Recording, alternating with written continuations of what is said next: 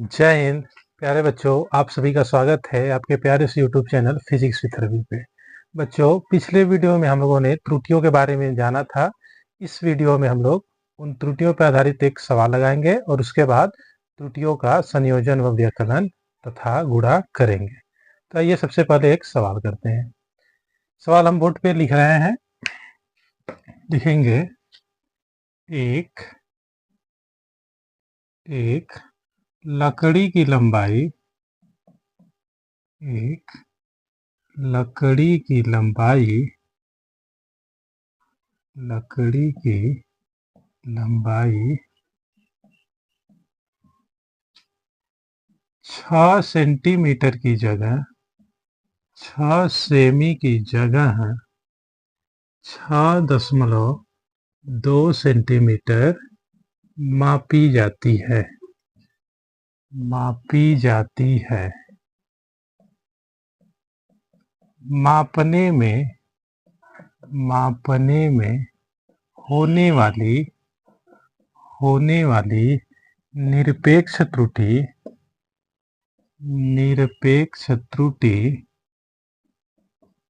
सापेक्ष त्रुटि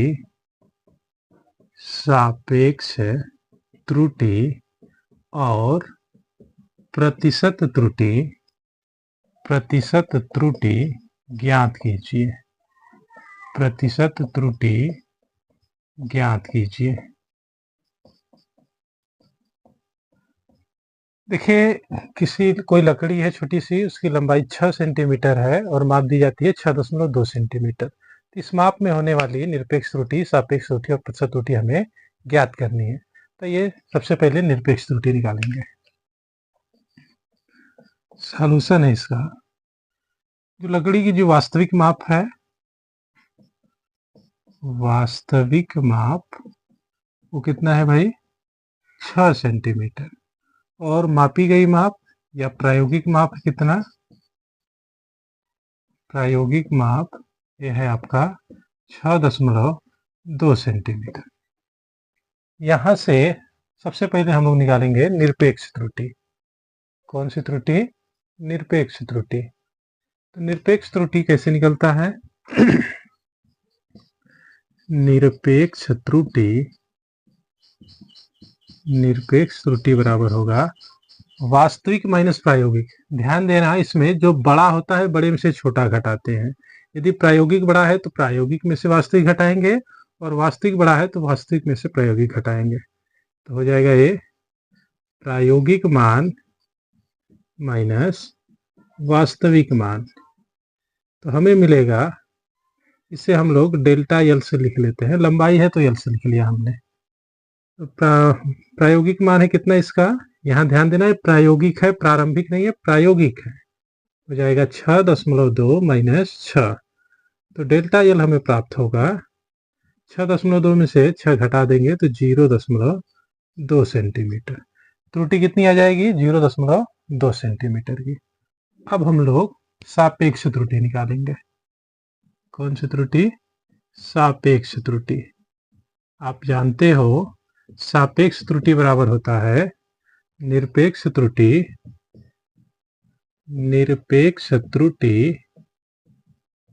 और बटा में वास्तविक मान। कौन सा मान? वास्तविक मान।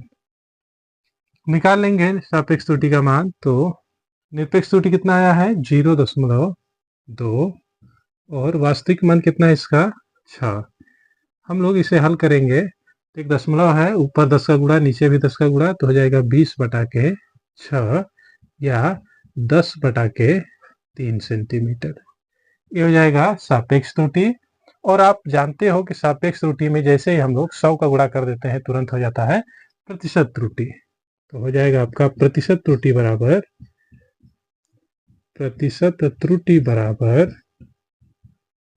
10/3 गुणे 100। 10/3 में 100 का गुणा करेंगे तो हमें मिल जाएगा ये 1000/3 प्रतिशत। प्रतिशत त्रुटि आएगी 1000/3%। इसी पे आधारित एक सवाल हम लोग और लगा लेते हैं। उसमें हम लोग ये जो मान है एक बार मापा गया, इसे एक से अधिक बार मापेंगे। ठीक है, तो सवाल हम लिख रहे हैं फिर से।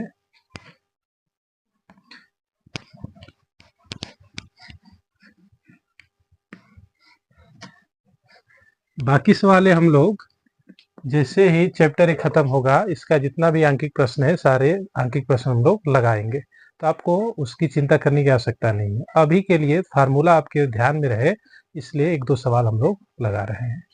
लिखेंगे रोहन रोहन एक पेंसिल की लंबाई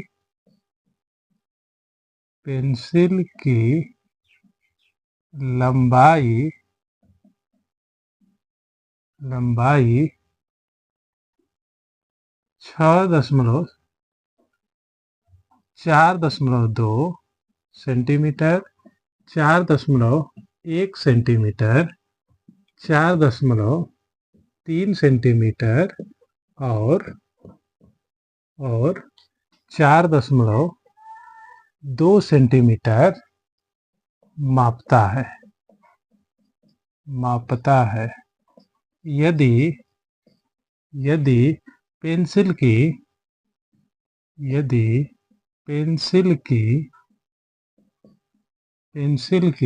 लंबाई 4.5 सेंटीमीटर हो, तो मापन में होने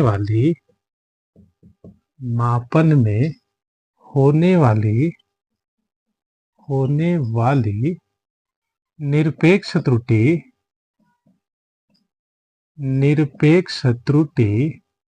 औसत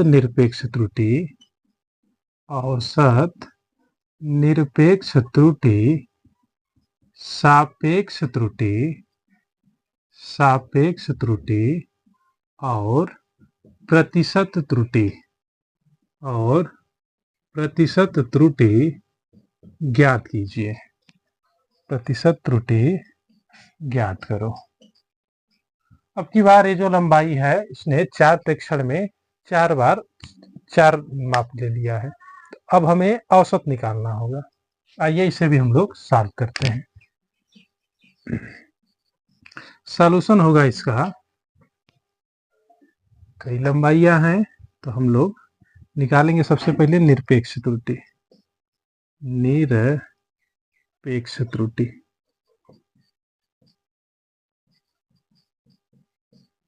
तो 4 लंबाई मापा है, तो 4 निरपेक्ष त्रुटि निकलेगा। हम लोग निकालेंगे डेल्टा L1 होगा, इसकी जो वास्तविक माप कितनी है वो 4.5 सेंटीमीटर, तो L माइनस L1 हो जाएगा। इसका मान आ जाएगा 4.5 माइनस पहला कितना है 4.2, ये आ जाएगा 0.3 सेंटीमीटर। इसी प्रकार डेल्टा L2 निकालेंगे, ये आएगा L माइनस L2, यानी 4.5 माइनस का दूसरा कितना है 4.1, हमें प्राप्त हो जाएगा ये 0.4 सेंटीमीटर। डेल्टा L3 इसी प्रकार निकालेंगे, तो हमें प्राप्त होगा L माइनस L3 4.5 माइनस 4.3, यहाँ घटा के मिल जाएगा 0.2 सेंटीमीटर। और लास्ट में डेल्टा L4 निकालेंगे, तो हमें प्राप्त होगा L माइनस L4, यहाँ से 4.5 माइनस का 4.2 कितना देगा ये 0.3 सेंटीमीटर। यदि बाई द वे सवाल में इसका वास्तविक लंबाई नहीं दिया रहता, यहाँ पे जो 4.5 सेंटीमीटर है नहीं दिया रहता, तो इस स्थिति में हम लोग सभी मापों का औसत निकाल लेंगे, और इसका जो औसत निकाल लेंगे वही इसका वास्तविक मान होगा, यानी यल का मान होगा। ठीक है, किसी किसी सवाल में हो सकता है कि ना दे। यहाँ से हम लोग निरपेक्ष त्रुटि निकाल लिए 4। अब हम लोग निकालेंगे औसत निरपेक्ष त्रुटि। औसत निरपेक्ष त्रुटि को हम लोग लिखेंगे डेल्टा एल से। तो डेल्टा एल बराबर होगा delta L1 plus delta L2 plus delta L3 plus delta L4 और टोटल के बटा 4 राशि है तो 4 से भाग कर देंगे। औसत निकालने के लिए जितनी राशियां हैं उतने का भाग कर लेते हैं। तो यहाँ से हमें डेल्टा L का मान मिलेगा, डेल्टा L1 है 0.3 प्लस डेल्टा L2 है 0.4, डेल्टा L3 है 0.2 और डेल्टा L4 है 0.3।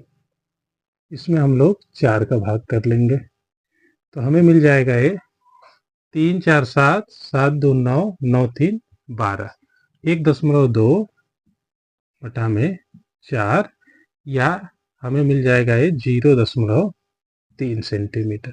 तो फाइनली जो डेल्टा L है वो हमें मिल गया 0.3 सेंटीमीटर। ये हो जाएगा आपका औसत निरपेक्ष त्रुटि।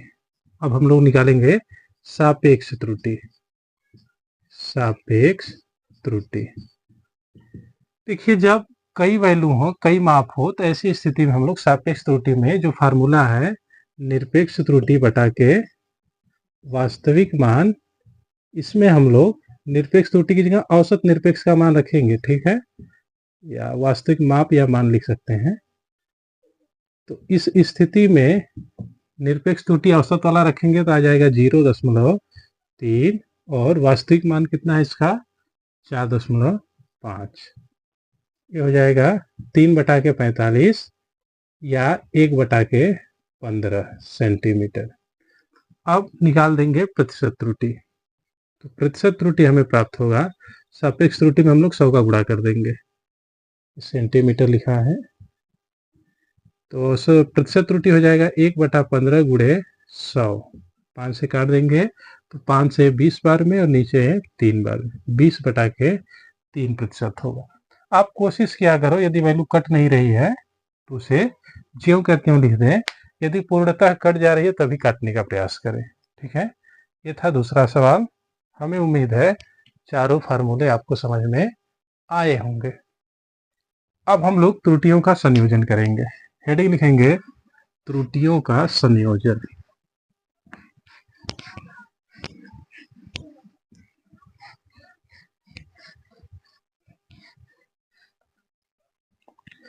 हेडिंग रहेगा त्रुटियों का संयोजन।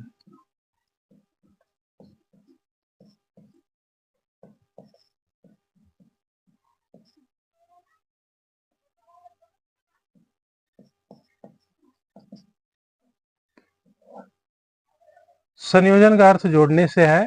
यहाँ पे हम लोग एक चीज बता दें कि त्रुटियों को हम लोग सबसे पहले जोड़ेंगे, फिर त्रुटियों को घटाएंगे, उनका गुणा करेंगे और फिर भाग में, यानी योग में त्रुटि, घटाने में त्रुटि, गुणा में त्रुटि और भाग में त्रुटि, चारों चीजों को पढ़ना है। तो हम लोग चारों चीजों को धीरे धीरे एक एक करके जानेंगे। तो पहला हेडिंग लिख लेते हैं हम लोग योग में त्रुटि। किसमें त्रुटि भाई? योग में त्रुटि। आपको 1 2 3 या कई प्रकार से कई राशियां होंगी त्रुटि के रूप में, उसे पहले क्या करना होगा? जोड़ना होगा। हेडिंग लिख लिए आप।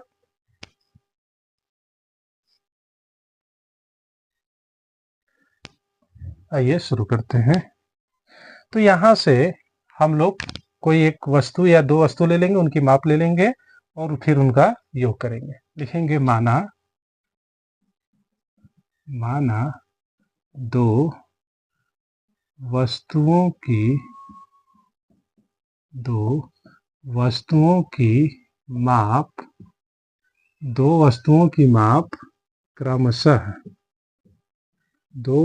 माप क्रमशः ए प्लस माइनस डेल्टा ए। ध्यान देना है, ये जो डेल्टा है त्रुटि को बताएगा, प्लस माइनस दोनों हो सकता है। जैसे कोई माप 6 सेंटीमीटर है, उसे हम लोग 6 से ज्यादा भी माप सकते हैं और 6 से कम भी माप सकते हैं। इसलिए हमने प्लस माइनस लगा दिया कि ज्यादा के लिए प्लस होगा और कम के लिए माइनस होगा। तो इसकी जो पहली माप है वो है A plus minus delta A तथा B plus minus delta B. यहाँ पे डेल्टा बी क्या है? त्रुटि है। तो दो वस्तुओं की माप क्रमशः A plus minus delta A तथा B plus minus delta B है। तब इनका योग इनका योग z बराबर होगा, दोनों को जोड़ देंगे, a plus minus delta a plus b plus minus delta b। आप जानते हो वास्तविक मान से जुड़ेगा और त्रुटि त्रुटि में जुड़ेगी। तो z बराबर हमें मिल जाएगा एक ब्रैकेट में a plus b plus minus delta a plus delta b। यहाँ पे ये जो a प्लस b है, ये है आपका वास्तविक मान। कौन सा मान है भाई? वास्तविक मान है। और ये जो डेल्टा वाला है, ये है आपका त्रुटि। क्या है? त्रुटि। तो यहाँ से हम लोग निरपेक्ष त्रुटि, सापेक्ष त्रुटि और प्रतिशत त्रुटि जान लेंगे कैसे निकाला जाता है। लिखेंगे सबसे पहले निरपेक्ष त्रुटि बराबर निरपेक्ष त्रुटि बराबर कितना हो जाएगा? ये वाला पोर्शन होगा delta A plus delta B. इसके बाद ये तो हो गया निरपेक्ष त्रुटि का फार्मूला। इसके बाद हम लोग निकालेंगे सापेक्ष त्रुटि। सापेक्ष त्रुटि, तो सापेक्ष त्रुटि बराबर होता है निरपेक्ष त्रुटि बटा के वास्तविक मान। क्या होता है भाई? निरपेक्ष त्रुटि बटा में वास्तविक मान। वास्तविक मान, यहां से हमें सापेक्ष त्रुटि कितना मिल जाएगा? यहां बगल में लिख रहे हैं, सापेक्ष त्रुटि बराबर मिलेगा हमें, सापेक्ष त्रुटि बराबर निरपेक्ष कितना है? Delta A plus delta B और वास्तविक है ए प्लस बी। इस प्रकार हम लोग निकालेंगे सापेक्ष त्रुटि। सापेक्ष त्रुटि के बाद यदि आपसे प्रतिशत त्रुटि का है तब तो प्रतिशत त्रुटि भी निकाल लेंगे। प्रतिशत त्रुटि बराबर होगा, प्रतिशत त्रुटि बराबर सापेक्ष त्रुटि में कितने का गुणा करना होता है? 100 का। यानी delta A plus delta B बटा में ए प्लस बी इंटू 100। ये आ जाएगा आपका प्रतिशत त्रुटि। ठीक है, ये तो हो गया योग में त्रुटि। जल्दी से नोट कीजिए इसे आप लोग। अब हम लोग जानेंगे घटाने में त्रुटि। तो अगली हेडिंग लिखेंगे घटाने में त्रुटि। घटाने में त्रुटि, फिर से दो माप ले लेंगे। पहली माप होगी a plus minus delta A और दूसरी होगी b plus minus delta B. ठीक है, बाकी चीजें हम मिटा दे रहे हैं योग वाला। तब इनका हम लोग अंतर करेंगे, तब इनका अंतर कर लें। आप समझ जाना कि किसके लिए है? घटाना के लिए है। ठीक है, तो z बराबर होगा a plus minus delta A minus b plus minus delta B. यहाँ ध्यान देना, एक ध्यान देने वाली बात यह है कि डेल्टा ए त्रुटि है और डेल्टा बी त्रुटि है। जब आप इनका अंतर करोगे तो कभी भी त्रुटि घट नहीं जाएगी। जैसे मान लीजिए आपके पास दो मार्कर है, पहला मार्कर और दूसरा मार्कर है। इसकी लंबाई आप 6 सेंटीमीटर की जगह 6.5 मापते हो और इसकी लंबाई 6 सेंटीमीटर की जगह 6.4 मापते हो। जब आपसे त्रुटि कहेगा तो इसमें आप 0.5 सेंटीमीटर ज्यादा मापे हो और इसमें 0.4 सेंटीमीटर ज्यादा मापे हो। तो ये दोनों आपने गलती किया है। त्रुटि का मतलब गलती। जब आप इनका अंतर करोगे तो कभी भी हम लोग गलती को घटाएंगे नहीं, क्या करेंगे? जोड़ेंगे। गलती कभी कम नहीं होती है, बढ़ती है। तो ऐसी स्थिति में यहाँ पे इन दोनों का जो अंतर होगा उस अंतर में यही आएगा a plus B plus minus delta A plus delta B. कैसे आएगा? थोड़ा गणितीय रूप से समझा देते हैं। ए वाला माइनस जब अंदर जाएगा तो इस प्लस को करेगा माइनस और इस माइनस को कर देगा प्लस। ये वाला माइनस इस प्लस को माइनस किया और इस माइनस को प्लस किया, तो फिर से आपको b minus plus delta B प्राप्त हो जाएगा। इस स्थिति में a और b का तो माइनस हो जाएगा, एक स्टेप हम बढ़ा दे रहे हैं यहाँ पे। ये होगा आपका a plus minus delta A minus B, ये वाला माइनस गया तो प्लस को किया माइनस और माइनस को किया प्लस डेल्टा बी। ये गणितीय रूप से केवल समझने के लिए है। तो फाइनल हमें प्राप्त होगा ए माइनस बी, प्लस माइनस दोनों में से कॉमन कर लेंगे हम लोग, तो हमें मिलेगा delta A plus delta B. और व्यवहारिक रूप से हमने बता दिया कि कभी भी त्रुटियों का संयोजन ही होगा, त्रुटियां हमेशा जुड़ेंगे ही, घटेंगी नहीं, गलती हमेशा अधिक ही होगी, कभी कम नहीं होगी। ऐसा नहीं कि आपने 2 गलती कर दिया तो उनका घटाना कर दिया तो गलती कम हो जाएगी, ऐसा नहीं होगा। ये होगा इसका वास्तविक मान। कौन सा मान होगा भाई? वास्तविक मान। और ये वाला होगा इसका त्रुटि। तो निरपेक्ष त्रुटि होता है वास्तविक मान माइनस त्रुटि। ठीक है, तो निरपेक्ष त्रुटि हम लोग लिखेंगे, कितना हो जाएगा? Delta A plus delta B. सापेक्ष त्रुटि का वही फार्मूला, निरपेक्ष बटा के वास्तविक, तो यही मिलेगा हमें, delta A plus delta B upon A minus B. अंतर में केवल नीचे ए माइनस बी आएगा। और प्रतिशत त्रुटि में भी वही होगा, delta A plus delta B upon A minus B गुणे 100%। ये हो गया आपका घटाने में त्रुटि। इसे भी आप जल्दी से नोट करेंगे।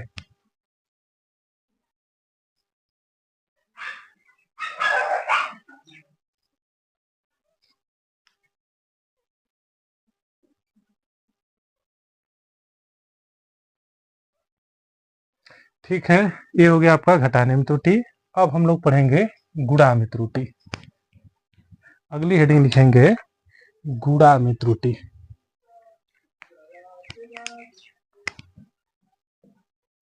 या गुणन में त्रुटि।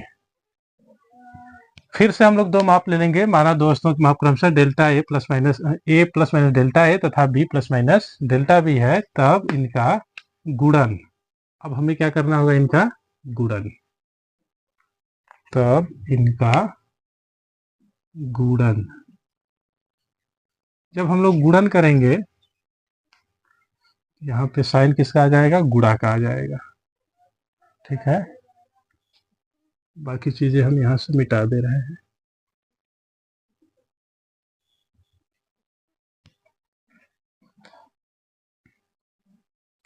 जब आप गुणा कराओगे तो ए का बी में होगा तो आएगा ए बी, ए का इसमें होगा तो आएगा प्लस माइनस ए डेल्टा बी। फिर हम लोग डेल्टा ए का मल्टीप्लाई कराएंगे तो इसका जब इसमें मल्टीप्लाई होगा तो आएगा प्लस माइनस डेल्टा ए इंटू बी। और इसका जब इसमें कराएंगे तो आएगा प्लस माइनस डेल्टा ए इंटू डेल्टा बी। ये डेल्टा का साइन है, आप समझते रहना। ठीक है, डेल्टा हमेशा डिफरेंस को बताता है। इस स्थिति में एक चीज हम बताना चाहेंगे कि जो डेल्टा होता है ये क्या होता है? जो डेल्टा ए है, डेल्टा बी है, त्रुटि है। तो त्रुटि हमेशा कम होगी, ज्यादा नहीं होगी। जैसे किसी की माप 10 सेंटीमीटर है तो आप 20 सेंटीमीटर की त्रुटि नहीं कर दोगे। 0.1, 0.2 या 0.3 या 0.4 कुछ इस प्रकार से आप त्रुटि करोगे, या 1 सेंटीमीटर 2 सेंटीमीटर की त्रुटि करोगे। तो त्रुटि हमेशा कम होती है, छोटी मात्रा होती है।